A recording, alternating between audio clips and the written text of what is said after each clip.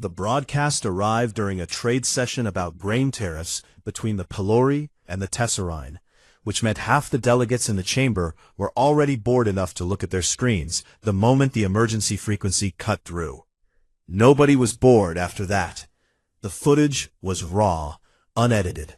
A helmet-mounted camera from a Dralith ground soldier walking through what had been, 6 hours earlier, a quiet agricultural colony called Verada 7. The camera passed through broken ag domes where soybean plants still grew between the bodies. It moved through a residential block where front doors hung open like loose teeth.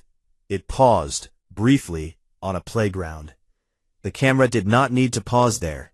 It did so because the soldier wearing it wanted the galaxy to see. At Axis Priam, the Galactic Concord's central diplomatic station, 4,000 species watched from their delegations. The Tesserine clicked their mandibles in what passed for discomfort. The Torvathi sat still, their gray faces unreadable. The Melori, a hive-mind species that experienced emotion as shared sound, began humming a low resonance that vibrated the water glasses on nearby tables. Ambassador Dean Holloway was standing near Earth's delegation booth, a coffee going cold in his hand, when the footage reached the school. He set the coffee down, carefully, like it mattered where the cup went, like placement was important right now. He adjusted it once, twice, aligned the handle with the edge of the console, and by the time he looked up, the broadcast had cut to the Dralith commander. Warlord Keth Soravan stood in what had been Verada 7's town square. He was tall even by Dralith standards, armored in dark composite plate, one clawed boot resting on a shape Holloway's brain refused to identify for 3 full seconds. Soravan spoke in the flat, bored tone of someone reading a delivery manifest. He wanted territorial control of 3 systems on the human frontier. He wanted mining rights in the Verada asteroid belt. He wanted 14 Dralith prisoners released from Concord holding facilities. He wanted it within one standard galactic cycle. He had 200 human hostages. He would kill one every 6 hours until negotiations began. Standard. That was the word that moved through the chamber like a low tide. The Dralith had done this before, to the Oranai, to the lesser Torvathi colonies, to a species called the Fennec, who no longer existed as a unified civilization. Each time, the Concord had opened a mediation channel. Each time, terms were reached, prisoners exchanged, territories adjusted. Life moved on. Concord mediator Yvonne C., a Tesserine diplomat who had resolved over 300 interspecies conflicts across a career spanning 2 centuries, was already composing the mediation framework before Soravan finished speaking. Her 4 hands moved across the interface with the practiced ease of someone who had seen this play out dozens of times and knew exactly which levers to pull. She opened a channel to Earth's delegation. Ambassador Holloway, I will have a preliminary mediation structure ready within the hour. Standard hostage protocols apply. I recommend we open with a goodwill gesture. Perhaps the mining rights. They are of minimal strategic value to your species, and negotiate from there. Holloway looked at her 4 hands, still moving, already solving the equation, at the chamber full of alien diplomats who had watched 40,000 humans die, and immediately reached for their calculators. I need to contact Earth, he said. Yvonne C. tilted her head. Of course, but time is a factor, Ambassador. The first deadline is in 6 hours. I have seen these situations resolve cleanly when initial contact is made quickly. I understand. The Dralith respond well to early concessions. It signals good faith. I understand. Ambassador, the hostages. I understand what is at stake, mediator. His voice did not rise. It dropped, which was worse. I need to contact Earth. The United Terran Council convened within 40 minutes. Holloway watched the session on a secure feed from his embassy office, a small room with bad lighting, and a window that looked out onto an atrium full of alien plants he could not name. The council chamber back on Earth was full. Standing room. People had come in from other offices, other buildings. Someone had woken the defense secretary at 3 in the morning, and she had arrived in the clothes she slept in. The debate was short. Not short by human standards. Short by any standard. The Concord's fastest mediation framework took 11 days to draft. Earth's council reached a decision in under 2 hours. Holloway received the directive on his private terminal. He read it once, read it again, sat with it for a full minute in the quiet of his office, listening to the hum of alien air systems and the distant resonance of the Mallory, who had not stopped their low distress harmonic since the broadcast. Then he walked back to the chamber. He asked for the floor. The translation systems carried his words to 4,000 delegations in 900 languages. He kept it brief. The United Terran Council has reviewed the situation at Verada 7 and has authorized me to deliver the following response. He paused, not for effect, because his hands were shaking and he needed a moment to make them stop. Earth does not negotiate with those who murder its children. There will be no bargain. There will be an answer. He sat down. The silence that followed was not the silence of consideration. It was the silence of a room full of ancient civilizations, realizing they had no category for what they had just heard. Yvonne Say recovered first. She crossed the chamber floor to Holloway's booth, moving with the careful precision of someone approaching a situation she did not understand, and leaned close enough that her translator could whisper, "Ambassador, what does an answer mean in this context?" Holloway did not look at her. He was watching his private terminal, where fleet deployment confirmations were scrolling past in neat green lines. 14 warships, the 9th Expeditionary Fleet, already moving. It means what it means, mediator. Yvonne Say stood there for a long moment, her compound eyes catching the light of the chamber in fractured patterns. She had spent 2 centuries learning every species' way of saying yes, through the theater of first saying no. She knew delay tactics, posturing, brinkmanship. She knew the shape of every bluff in the known galaxy. This was not a shape she recognized. Across the chamber, the Torvathi delegate leaned toward his aide and said, in a voice just loud enough for the nearby microphones to catch, "The humans will come to their senses. They always do. Every species does."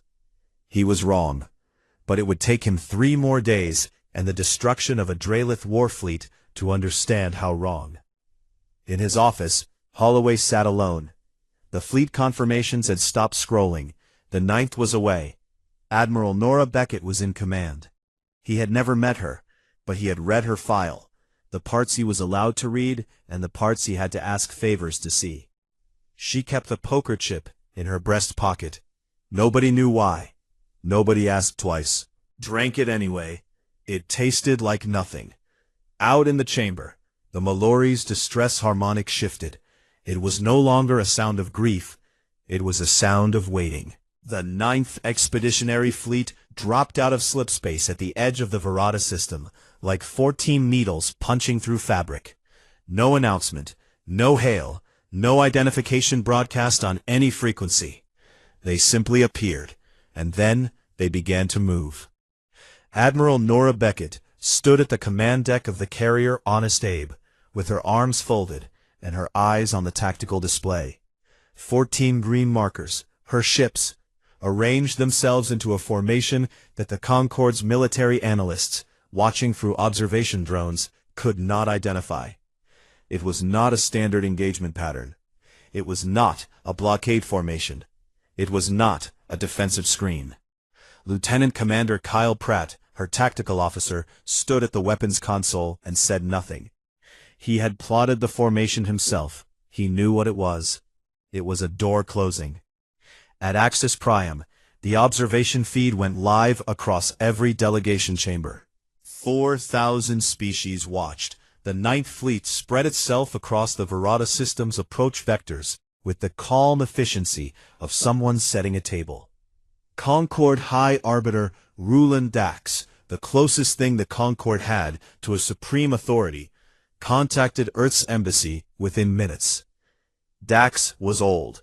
Not old the way humans understood it, but old the way light understood it. A Pelori, an energy-based species that had existed since before most civilizations in the Concord had developed written language. Dax shimmered in pale blue frequencies when calm. Right now, Dax was flickering amber. Ambassador Holloway. The Concord formally requests that Earth recall its fleet and enter mediation under standard protocols. Holloway sat in his embassy office. The bad lighting, the alien plants, the same chair he had been sitting in for 19 hours. He had not slept. He had not changed his clothes. He had, at some point, eaten half a protein bar that now sat on his desk like a small beige accusation. High Arbiter, I have been authorized to inform you that Earth considers the Verada massacre an act of war. Not a dispute, not a negotiation event, an act of war. The hostages will be recovered by force. Any Dralith vessel that does not withdraw from the system will be destroyed. The translation systems rendered his words in 900 languages. In some of those languages, the concept of act of war as distinct from dispute did not exist. The translators did their best. It was not enough. Rulon Dax flickered between amber and something darker. In 11,000 years, no Concord member has refused mediation. I understand. You have been a member for less than a century. I understand that as well. If you proceed, the Concord cannot guarantee your species protection under collective security agreements. Holloway looked at the half-eaten protein bar. He picked it up, set it in the waste bin, straightened the items on his desk, terminal, water glass, a framed photograph of a daughter who was about the same age as some of the children on Verada 7. High Arbiter, he said, 40,000 of our people are dead. 200 more are being held at gunpoint by the man who killed them. With respect, we are not feeling particularly protected. The channel closed. In the delegation chambers, the reaction spread like heat through metal. The Torvathi filed a formal protest. The Chelun, a species of traders who had built their entire civilization on negotiated outcomes, called for emergency sanctions against Earth. The Tesserine delegation sat in rigid silence, their mandibles still. But in the quieter corridors, the ones where junior diplomats and cultural attachés gathered to share rumors and worry, something else was happening. A Melori subharmonic, not the official delegation, but a smaller cluster, a fragment of the hive, began producing a frequency that their translators rendered, imperfectly, as someone is finally angry. It was suppressed within the hour, but it had been heard. In the Verada system, Warlord Ket Soravan received the fleet positioning data from his forward scouts and reacted the way he always did when an enemy showed force. He put the hostages on screen. The broadcast went wide. Every Concord frequency, every human ship. Faces filled the transmission. Men, women, children, sitting in rows in a bare metal room, lit by the blue-white glare of Dralith field lights. Some were crying, some were not. A woman in the second row was holding 2 children against her sides with both arms and staring directly into the camera, with an expression that did not photograph well, but translated perfectly across species lines. Soravan appeared on screen beside them. He spoke to the Honest Abe directly. You have 6 hours. The first will die, and then 1 every hour after. Begin your negotiations. The broadcast reached the Honest Abe's command deck at 14:07 station time. Every officer on the deck saw it. Pratt saw it. The communications officer saw it. The navigation team saw it. Beckett saw it. She watched the entire feed. The faces. The woman with the 2 children. A boy in the back row who could not have been older than 8, pulling at a loose thread on his sleeve with the focus of someone trying very hard to be somewhere else. Her hand went to her breast pocket, the poker chip. She pressed it once through the fabric of her uniform. a gesture so small that only Pratt, who had served with her for 6 years, noticed. Pratt. Admiral. Time to position strike packages. 4 hours, 12 minutes. Then we have time. She turned away from the screen. She did not open a response channel. She did not record a message. She did not acknowledge the broadcast in any way. At Axis Priam, the Concorde watched the exchange, or rather, the absence of one. Yvonne Say, who had spent 2 centuries reading the silences between species, stood at her console and felt something she had not felt since her first decade in diplomacy. The closest translation was the feeling of watching a door close from the wrong side. In the Verada system, Soravan waited. The clock ran. 4 hours. 5. His communications officer checked the equipment 3 times. Frequencies were open. Arrays were functioning. There was no technical failure. There was just nothing. Soravan had leveraged hostages against 3 species. The Oranai had responded in 40 minutes. The Lesser Torvathi in under 2 hours. The Fennec had been crying before he finished his first transmission. Humans did not cry, did not call, did not open a channel to plead, to threaten, to posture, to buy time. The 14 warships continued their slow, silent approach, and the space between them and his fleet shrank in increments that his tactical displays measured in minutes. He stood on his command deck and watched the human formation tighten. His second officer, a younger Drelith named Voss, shifted his weight behind him. Warlord, they are not responding. I can see that. Should we open a second channel? Perhaps they did not receive? They received it. Silence on the command deck. The displays pulsed. The human fleet moved. Soravan had built his career on a simple truth. Every species had a price. Territory, resources, prisoners, pride. Find the currency, name the amount, and the equation balanced. It had always balanced. The galaxy was built on the certainty that it would always balance. He stared at the empty communication screen and felt the equation fail. Not break, not bend. Fail. The way a tool fails when you discover it was never designed for the material you are trying to cut. Voss spoke again, quieter now. Warlord, what do they want? Soravan did not answer. He was watching the range numbers count down. They were not speeding up. They moved at the same steady mechanical pace, like something that had made its decision a long time ago and was now simply arriving. For the first time in a career built on knowing what the enemy wanted, Ket Soravan faced an enemy that did not want anything from him at all, and that, he realized, was the most dangerous thing he had ever encountered. The 6-hour deadline passed at 20:07 station time. Soravan waited 10 minutes beyond it, which was more patience than he had shown any other species. He stood on his command deck and watched the human fleet continue its approach. The same speed, the same silence, the same maddening absence of communication. And then he turned to his broadcast officer and gave the order. They pulled a man from the hostage room. His name was Greg Faulkner. He was 44.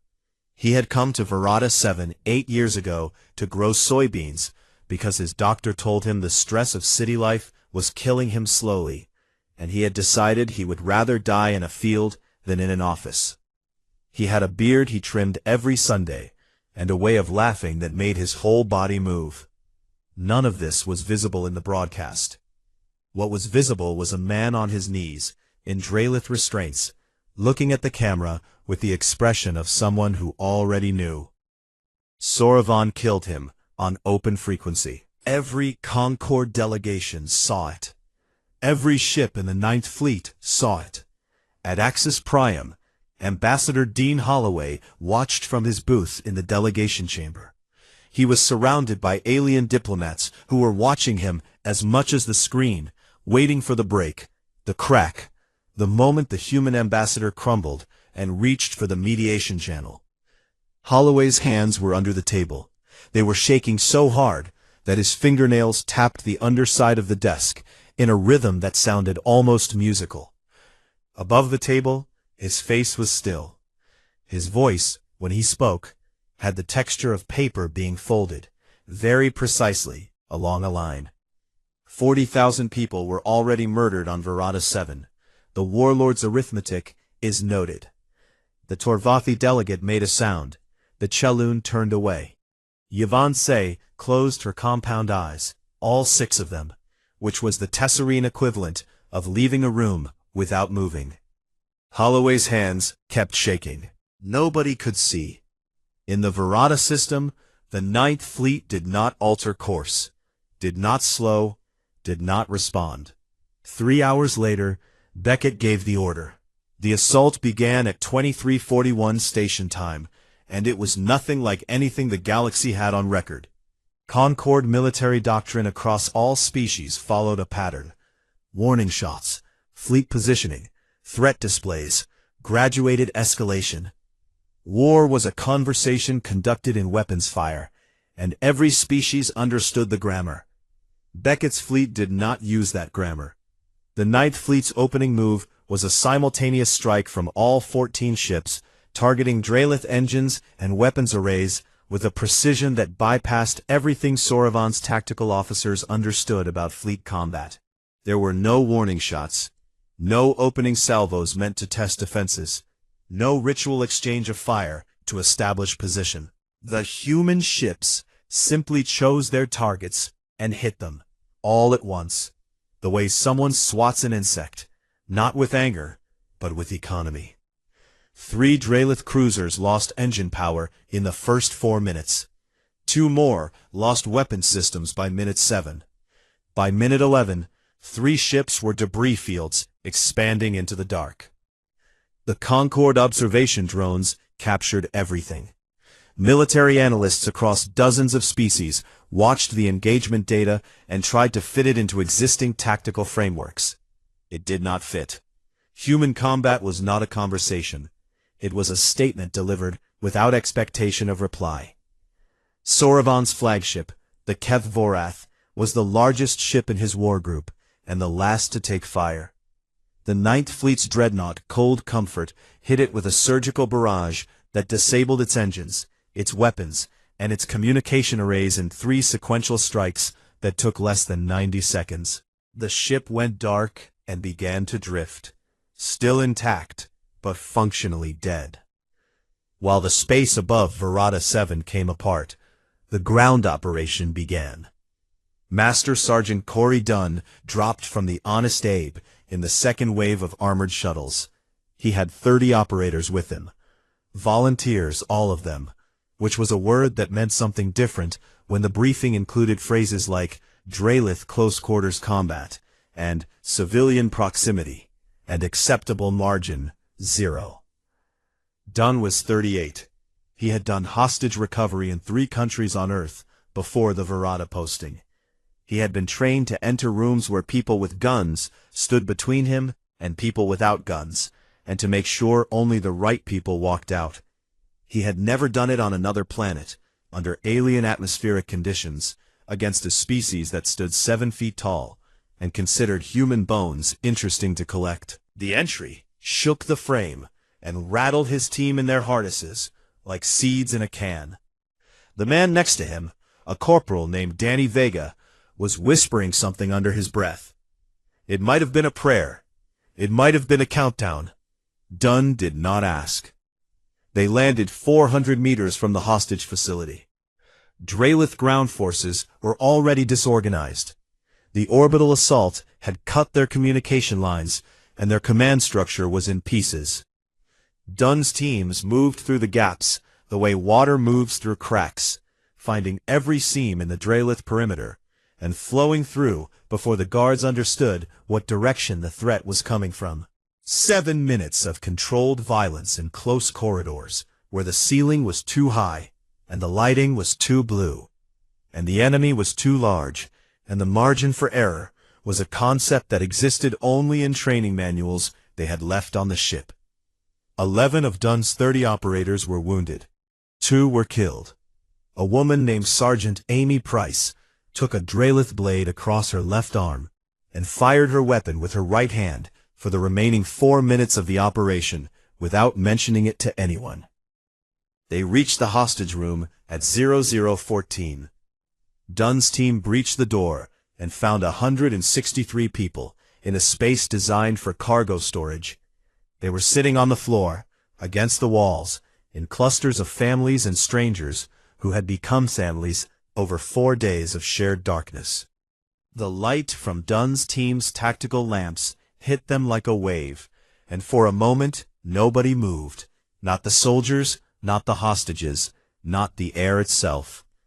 Then a woman stood up. Lena Marsh was 28. She was a schoolteacher. She had been on Verada 7 for 2 years, teaching 9-year-olds about plant biology and fractions and how to write letters to people they missed. When the Drelith came, she had gathered 11 of her students and brought them to a basement storage room beneath the main facility. She had kept them alive for 4 days on emergency ration packs and a calm voice that cost her everything she had to maintain. She was holding a child on each hip when the door opened. She looked at Dunn's team, armored, bloodied, human, and the expression on her face was not relief. It was something older. Something that came from the part of the brain that had stopped believing in rescue 2 days ago and was now trying to restart. "There are 6 more in the back room," she said. Then her legs folded, and Dunn caught her before she hit the ground, one arm under her back, the other keeping the child on her left hip from falling. And he held all 3 of them in a corridor that smelled like Drelith metal and recycled air and fear. And he did not say anything, because there was nothing to say. They brought out 194 hostages alive. 6 had died during the 4 days of captivity. Greg Faulkner made 7. Soravon was found aboard the drifting Keth Vorath, in his personal command chamber, surrounded by objects taken from Verada 7. A child's shoe, a framed photograph, a piece of woven fabric from the colony's community hall. Human things, arranged on shelves with the care of a collector. Beckett's boarding team secured him without resistance. He did not fight. He stood in the center of his collection and watched the human soldiers enter and said nothing, because there was nothing left to negotiate, and he had no other language. Beckett's order reached the boarding team over a secure channel. 3 words: bring him breathing. The battle for Verada 7 lasted 41 minutes, from first shot to last. The Concorde's observation drones recorded every second. Within an hour, the footage was available to 4,000 species across the known galaxy. They watched it, the way you watch something that changes the shape of the room you are standing in. The walls were the same, the floor was the same, but the space between them felt different, and would never feel the same again. At Axis Priam, Yvonne C. sat alone in her office and replayed the tactical data. 14 ships against a Drelith war group, 41 minutes. No negotiation, no terms, no exchange. She had spent 2 centuries believing that communication was the highest function of civilization, that every conflict was, at its core, a failure to listen. She played the recording of Beckett's fleet approaching in silence. 14 ships, not a word. Perhaps, she thought, she had been wrong about what listening looked like. The Concorde expected reparations. Every species that had ever won a military engagement against the Drelith had followed the same script. Territorial concessions, resource transfers, prisoner exchanges, and a mediation agreement that both sides could frame as victory. The math was old. The math was comfortable. The math was how civilization worked. Earth did not do math. Ambassador Dean Holloway stood before the full Concorde Assembly 12 days after the Battle of Verada 7. He had slept finally, though not well and not enough. He had shaved. He had put on his formal diplomatic uniform, which fit him worse than it had 2 weeks ago, because stress had eaten 4 pounds off his frame, and the collar now sat slightly loose against his throat. He adjusted it once before entering the chamber, and then stopped adjusting it because it did not matter. He carried a single data tablet. He placed it on the speaker's podium. He looked out at 4,000 delegations. Species he could name, species he could not. Species that existed as light, and species that existed as sound, and species that existed as something his brain could not hold for more than a few seconds before it slid away. The United Terran Council, on behalf of the people of Earth, he said, hereby files a formal criminal indictment against Warlord Keth Soravan of the Dralith Dominion. The translation systems processed the statement in 900 languages. In 400 of them, the word criminal had no direct equivalent in the context of interspecies conflict. The translators improvised. The results were imperfect, but sufficient. Every delegation understood that Earth was not asking for payment. Earth was asking for punishment. The silence lasted 11 seconds. Then the chamber broke.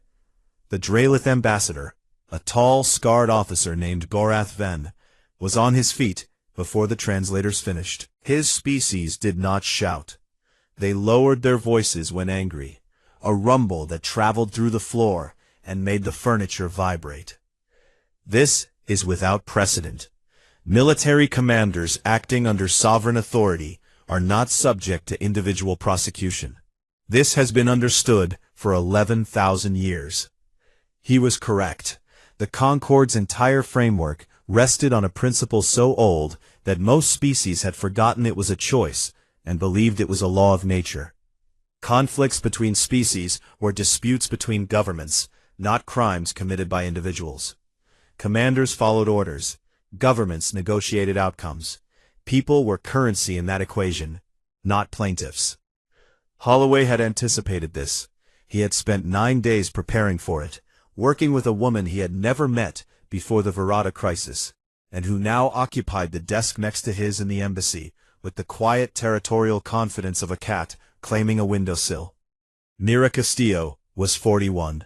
She had spent 15 years prosecuting war crimes in The Hague, a court that most humans did not think about, and most aliens had never heard of. She was small, sharp-featured, and spoke with the careful precision of someone who understood that in a courtroom, every word was either a brick or a window, and you had to know which one you were placing. She stood when Holloway stepped aside. She did not introduce herself. She opened her data tablet and addressed the assembly the way she had addressed every tribunal she had ever stood before, as though the outcome was already determined, and she was simply helping the room catch up. The charges are genocide, mass murder, kidnapping, and crimes against sapient dignity, she said. We will present evidence for each. Gorath Ven's rumble deepened. There is no such thing as crimes against sapient dignity in Concord law. There is now, Castillo said. She did not smile. She did not pause for effect. She moved to the next page on her tablet. The Concord had no criminal code. What it had was a grand adjudication chamber, a vast, circular room designed for interspecies arbitration, with seating for observers from every member civilization. It had been used for trade disputes, territorial disagreements, and one memorable case involving a Chaloon merchant fleet that had accidentally vented toxic atmosphere into a Pelori nursery system. That case had been resolved with financial compensation and a revised shipping lane. Nobody went to prison. Nobody went anywhere. Castillo treated the adjudication chamber like a courtroom anyway. The trial, the Concord refused to call it that, using the word proceedings with the stubbornness of an institution that did not want to admit it was doing something new, began on a morning cycle at Axis Priam. The chamber was full, every seat occupied. Species that had not attended a Concord session in decades sent representatives. The Mallory deployed a full harmonic array, their equivalent of bringing a film crew. Soravan was brought in under guard, human guard. He had been held in a modified detention suite in Earth's embassy, modified because standard Concord holding facilities were designed for diplomatic detainees, not prisoners, and came equipped with communication access, recreation areas, and meal options that Castillo had described as a hotel with worse art. Earth's suite had a cot, a light, and a door that locked from the outside. He sat in the respondent's position, a raised platform at the center of the chamber, and looked out at the assembly with the flat, measured gaze of a soldier who had been in worse rooms. His clawed hands rested on the platform's edge. He did not fidget. He did not speak. Castillo presented the evidence. She did not start with the broadcast footage the Galaxy had already seen. She started with the colony's own security recordings, recovered from Verada 7's data cores by Dunn's extraction team. Cameras in the ag domes. Cameras in the residential blocks.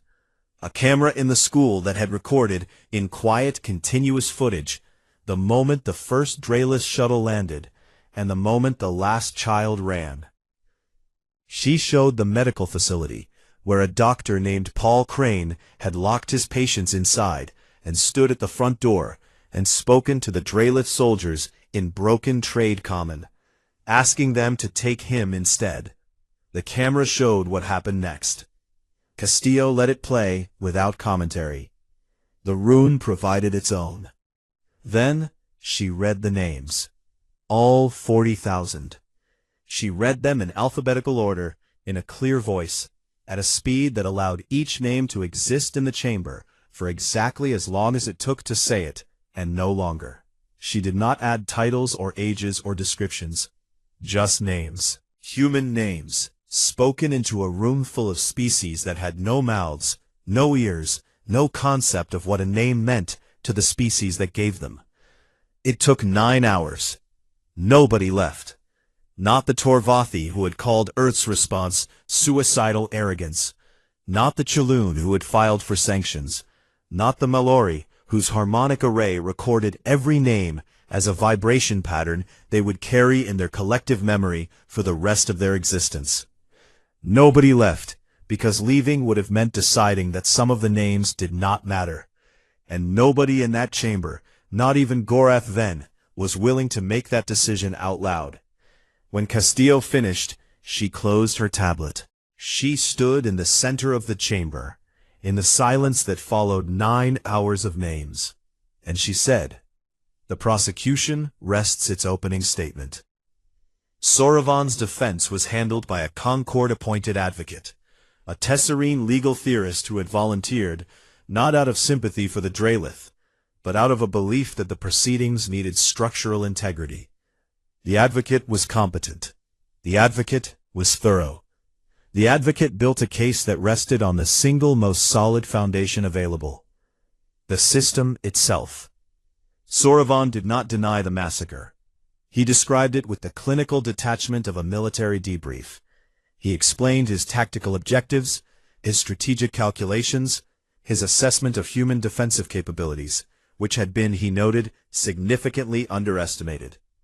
He presented records of previous Draylith operations against other species: the Oranai, the Lesser Torvadi, the Fennec. Every one of those operations had ended with Concord mediation. Every one had resulted in negotiated outcomes. Every one had been, under the Concord's framework, resolved.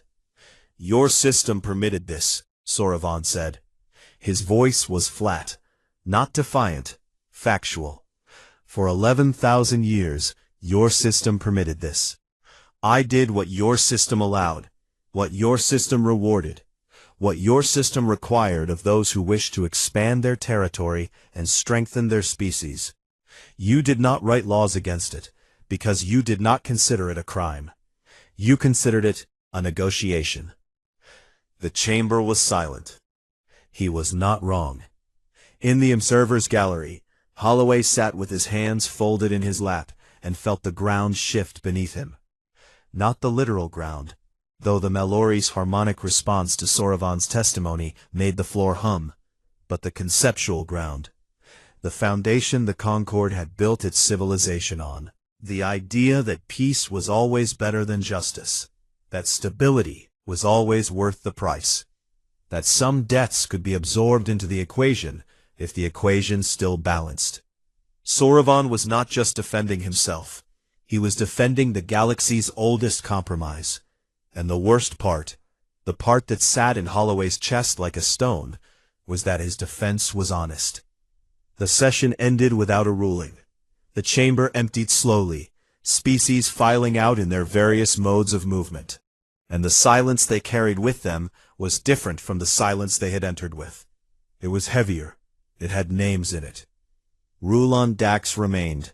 The High Arbiter hovered alone in the empty chamber, pale blue light flickering at frequencies that no human eye could read, but that the Mellery passing outside interpreted as distress. An aide entered, a young Pelori, barely visible, a smudge of light near the doorway. The delegations are requesting a ruling timeline. Dax did not respond immediately. The light flickered. Amber, blue, something older than amber. I have mediated 300 conflicts, Dax said, under the assumption that peace is always preferable to justice. A pause. The light steadied. I am no longer certain that assumption is correct. The aide waited for more. There was no more. Dax dimmed, and the chamber fell dark. Lena Marsh arrived at Axis Priam on a transport shuttle that smelled like recycled air and military-grade disinfectant. She carried one bag.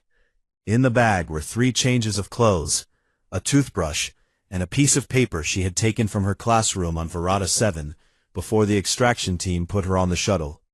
The paper was a class attendance list, 11 names, written in her handwriting, which was neat on the first 8 and shaky on the last 3, because she had added those students to her class the week before the Drelith came, and her hand had been unsteady with the kind of tiredness that came from learning 30 new things about a new planet every day. She did not look like a witness. She looked like a woman who had recently survived something, and was still deciding how she felt about having survived it. Her hair was shorter than it had been 2 weeks ago. She had cut it herself, badly, in the medical bay of the Honest Abe, because it had been matted with dust from the basement, and she could not get it clean, and she did not want to keep trying.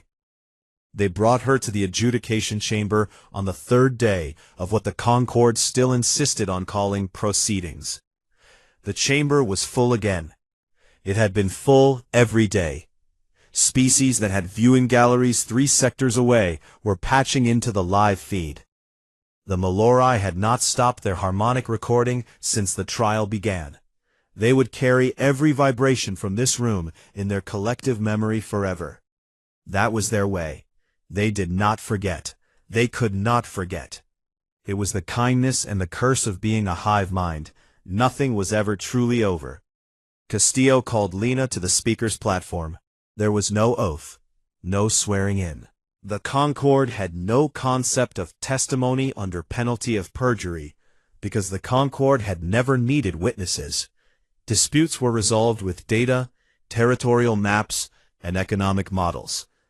The idea that a single person's voice could matter in an interspecies proceeding was so foreign that several delegations had filed procedural objections simply on the grounds that they did not understand what was happening. Castillo had overruled them with a phrase that the translators struggled with, and that Holloway, watching from the gallery, recognized as pure Hague courtroom instinct. The evidence will speak. The chamber will listen. Lena spoke. She did not raise her voice. She did not cry, though she came close twice, and both times she paused, looked at a fixed point on the far wall of the chamber, a ventilation grate, silver, ordinary, and continued. She described the 4 days in the basement, the vibrations through the floor, when the Drelith vehicles moved. The way the children had stopped asking questions by the 2nd day. Not because they were calm, but because they had run out of questions that had answers she could give. She described the ration packs, how she had divided them into portions small enough to last and large enough to matter. How one boy, a 9-year-old named Caleb, had given half his portion to a younger girl on the 3rd day without being asked. How Lena had watched him do it and had to turn away because if she looked at his face, she would break. And she could not break, Not yet. Not while 11 children were counting the minutes by the rhythm of her breathing. She described the moment the door opened. The light, the soldiers, the way her body had decided to stop holding itself up. The instant it understood that someone else was there to hold things instead. Then she held up the attendance list. "These are the names of the students in my class who survived," she said. She read them. 11 names. It took less than a minute. When she finished, she set the paper on the podium. 31 other children at our school did not survive. I knew all of their names too. I am not going to read those names, because I read them to myself every night, and I am tired of the sound they make. She looked at the chamber. 4,000 species, beings of light and sound and silicon and carbon, and things she had no framework for. She looked at them the way a teacher looks at a room, checking who is paying attention. Do not ask me to be grateful it was not 0. She stepped down. Castillo thanked her. The Melory's harmonic shifted to a frequency so low, it was felt in the bones rather than heard. A sound that their translators did not attempt to render, because some things did not have words in any language. Rulon Dax delivered the ruling the following day. The High Arbiter appeared in the adjudication chamber at the start of the session cycle. Light steady, color a deep blue, that the Pelori used for moments of formal gravity. The chamber was silent before Dax spoke. 4,000 species, waiting. In 11,000 years, Dax began, this body has resolved conflicts through mediation, compensation, and mutual agreement. This framework has preserved stability across the known galaxy. It has prevented wars. It has saved civilizations. I do not dismiss its value. A pause. The light shifted. Not amber, something closer to white. But stability is not justice, and I have come to understand, through these proceedings, that we have been confusing the two for a very long time. The ruling was structured in 3 parts.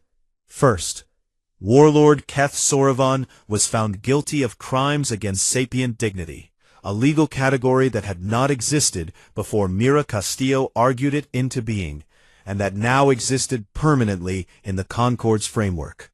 Sentence: permanent isolation, no ransom, no prisoner exchange, no return to the Dralith Dominion. He would remain in custody until the end of his natural life, and the Concord would not negotiate his release under any circumstances. Second, the Dralith Dominion's territorial claims in the Verada sector were revoked, permanently. The systems would be placed under joint Concord human administration. Third, and this was the part that made Gorath Ven's rumble shake the furniture, the Dralith Dominion was placed under military monitoring, a restriction that had never been imposed on any Concord member in 11,000 years of recorded history. Gorath then stood. He did not speak. He looked at Dax, at Holloway, at Castillo, at the chamber full of species that had just watched the rules change. Then he walked out. The Dralith delegation followed. Their embassy at Axis Priam was empty by evening. The aftershock moved through the galaxy at the speed of communication. 7 species formally requested the establishment of a permanent criminal tribunal modeled on human legal frameworks. 14 species opposed it. The debate would last years, probably decades. But the request was on record, and records, unlike memory, did not fade. The Dralith Dominion withdrew from the Concord entirely. War was possible. Earth's military adjusted its posture accordingly, expanding its fleet presence along the frontier and upgrading its early warning systems. For the first time, 3 Concord species, the Tesserine, the Melory, and a quiet silicon-based civilization called the Vor, who had not involved themselves in galactic politics in 600 years, aligned their defensive grids with Earth's. Not because they agreed with what Earth had done, because they had watched a species of 7 billion stand in a room of 4,000 civilizations and say, "This is what we will not accept." And they wanted to know what that felt like from the inside. Holloway was alone in the embassy when the Tesserine came. Not Yvonne Say, a younger one, slim, with mandibles that had not yet developed the thick plating of age. A junior diplomat maybe. An aide. Someone who had come through the embassy's back corridor after hours, unofficially, in the way that real conversations between species happened. Not in chambers, but in hallways, in bad lighting, with coffee that had gone cold. Holloway looked up from his desk. "May I ask you something?" the Tesserine said. "Not on record." "Go ahead. Your species has been in space for 90 years. You are outnumbered. You are outgunned. You are surrounded by civilizations that were building cities when your ancestors were discovering fire." A pause. The mandibles clicked once, softly. "Why were you not afraid?" Holloway looked at the Tesserine for a long time. He thought about the broadcast from Verada 7, the playground, Greg Faulkner, the protein bar he had eaten at his desk while fleet deployment confirmations scrolled past, the sound of Lena Marsh's voice, reading 11 names. "We were afraid," he said. "We just decided it did not matter." The Tesserine stood in the doorway a moment longer. Then it left, and Holloway sat alone in his office and listened to the hum of alien air systems and the distant sound of Axis Priam going about its business. 4,000 species talking and trading and arguing, the same as they had for 11,000 years. Except not the same. Not anymore. Across the galaxy, on 1,000 worlds, the Verada transmission, Earth's original 3-line response, was being studied, translated, debated. In some places, the words were being passed quietly between individuals who had spent their lives inside systems that told them everything had a price and every atrocity could be balanced on a ledger. Not because the words were elegant, not because they were wise, because they were the first time in 11,000 years that someone had answered a murderer with something other than a number. On a transport shuttle leaving Axis Priam, Lena Marsh sat by a window and watched the stars. Her bag was at her feet. The attendance list was in her pocket. 11 names. She pressed her hand against the paper through the fabric of her jacket, the way someone touches a wound to check if it still hurts. It still hurt.